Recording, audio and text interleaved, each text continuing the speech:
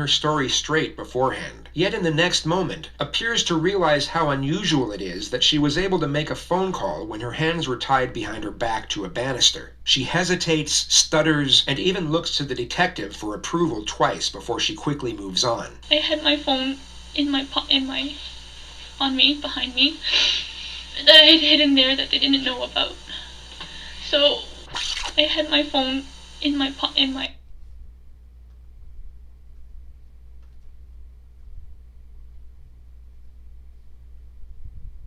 Okay, it looks like everything is streaming live.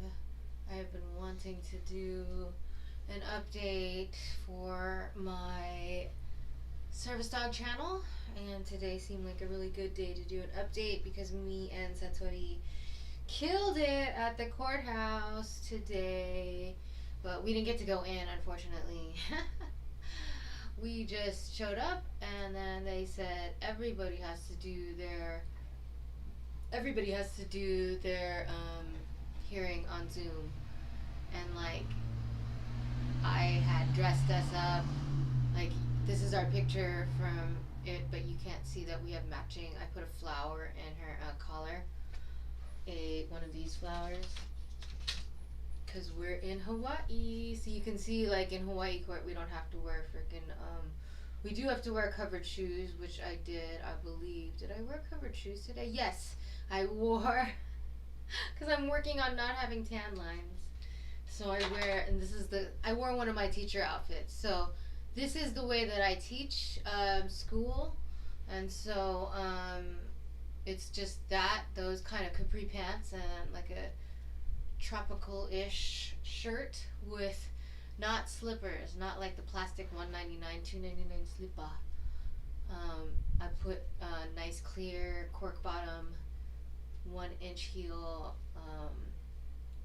I have really cool. I'm very happy with my teacher fashion. I've been perfecting it for about 10 years. Since I was in my 20s. I've been on and off doing temporary after school, summer school, blah blah blah, art, kids, adults, Japanese, English teaching forever. But anyway, this is me and Satori. We showed up. We went through the security. And all the security guard asked me was, is that a service dog? And I said yes. And I was actually hot. I had a 97 something temperature. And then my therapist said that that's not that hot, like 100 is a hot, but it was going beep, beep, beep. And I was like, oh my God, it's just going off probably because I'm nervous bringing my dog for the first time anywhere, to see how she'll do. But she already knew instinctually that it was an important day as soon as like I lead off as the alpha from the moment that I wake up in the morning. She just knew. I don't know. And she didn't fight me. She fought me a little bit, but not really. But she likes getting dressed up. And she totally did really well. And so then the bailiff tells you to do it by Zoom. And so then I end up doing it from my car. And then I show the judge, I'm like, here's my PTSD dog. And then what happened was that when I saw the police officer taking the speed thing, I accelerated and then slowed down when I saw him, but it was too late. And then she reduced the speed fine, and then I said I'd like the community service option as well because I love doing community service. And I already knew there was a community. They don't have traffic school in Hawaii, but they have community service. And like, why would you not take community service? I love not paying parking tickets or whatever by doing community service. That just seems like a no-brainer. But the person before me, the woman, did not want to do any community service. I mean, are you too busy during these COVID times to clean up the beach or whatever? So then I was looking up how to correctly,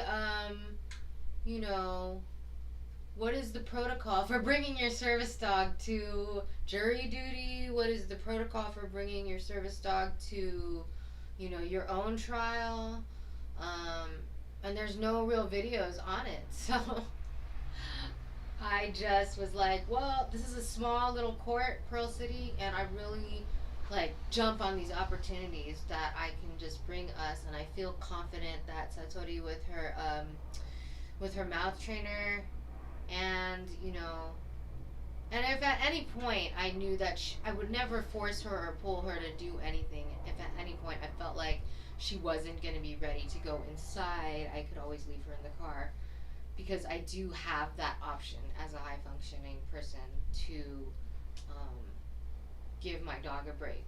So Satori didn't want to come to school with me every single day. There's a lot of things that she doesn't want to do. So I think about a lot of things when they talk about washing service dogs and how they could get washed for being too independent. Oh, I'm sleepy. We went to court today, so I wake up at 6 a.m. because I have a tendency to be late for everything, but I have a tendency to be more late because, with dog, there is more things to get ready, and you have to, I don't have to feed her because she intermittent fasts. I have a dog that intermittent fasts. So I don't feed her in the morning, but I do have to walk her and just kind of set the general atmosphere of alpha. I think that cannot be underestimated when you think about, like, when I think about designing a program which is so much like the ROTC, it's like your dog sees that leadership and you step into leadership that you didn't even know that you had. And today was such a trying day because I had to go to traffic court, and then after that, then I had to teach Japanese, and then I had to go to therapy online, and then in between this whole time I have to fulfill my dog's needs because she was totally there for me this morning. So while we're waiting for the bailiff to come, she just rests her head on my leg, which is very similar to what a real courthouse dog does for child abuse survivors who are basically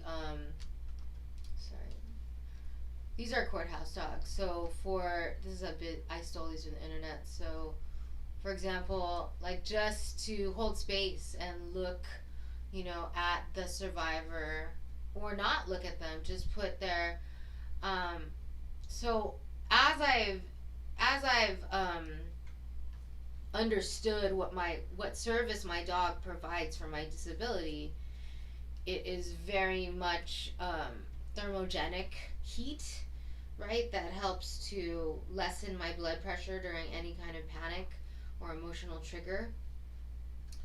It is just a very simple reminder of presence and nowness, which anybody with trauma needs because they disassociate often, and then they just need to stay in equilibrium. A dog helps you just stay in equilibrium because they're just usually love. If Satori knows that her service is to love and support me, I think she's sort of getting it. I mean, she still is a puppy, so I don't push her to do things. Luckily, I'm a good handler for her because I don't need her to do that much. It's a lot what I ask her to do already, I think. And she does really well, and then I have to. But today, her behavior was a little bit off the charts, and it is exhausting. And the service is, the whole therapy is actually having the patience to reparent your service animal with compassionate, nonviolent communication, and having that relationship healing that you didn't get when you were a kid. That part about it is really crucial to the healing process for the child abuse survivor. So courthouse dogs are for child abuse survivors. So they're used in court. They are resident service animals, and they come out when there's and I'm sure they meet with the survivor beforehand, but they help the child feel comfortable enough to share their story.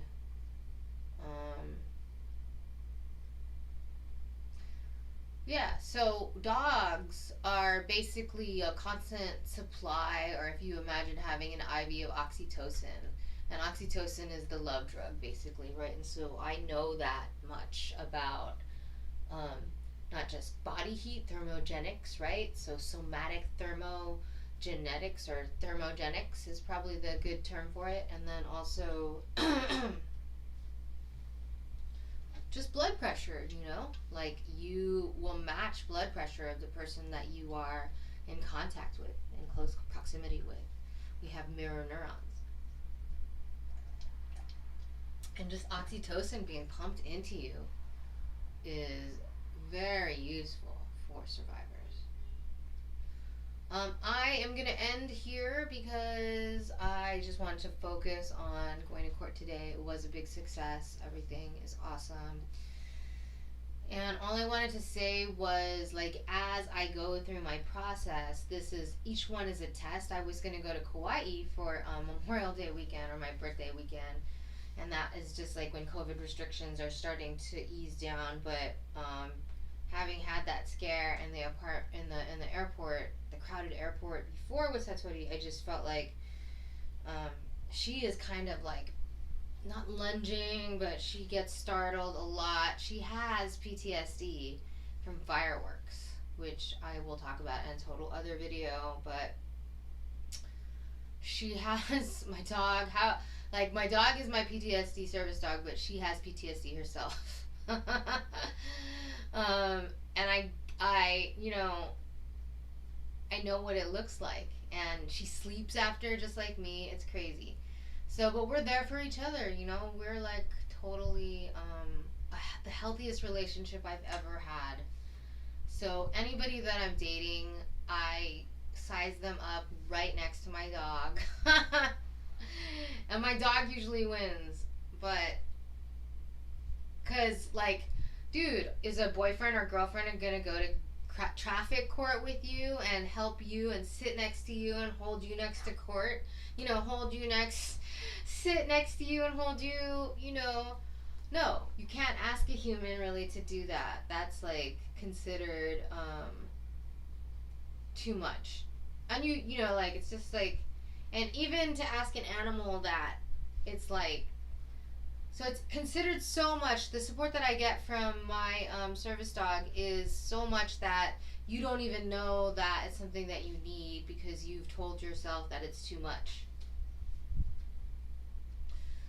So I'll leave you at that, and I hope, so I have until December of this year to do my community service. It's only 5 hours. And I'm really proud of us as a team because she did understand that it was a serious thing, and it was awesome. And the bailiff was nice, and everybody was nice. A highway patrol police officer passed with like heavy boots, but there were no canines in the house, which is good. But she did have her gentle leader on. Yeah, I just decided to, why wouldn't I stand before a judge with my PTSD animal when going to court and fighting for my rights and fighting for my freedom, which I've done so many times before as my own counsel, does give me PTSD. The idea of going to jail and losing my freedom does give me PTSD. It's happened, before. So, every little thing for a CPTSD survivor brings back different little clues. And that's why I'm needing to have the support of my animal with me at every possible difficult situation that comes up.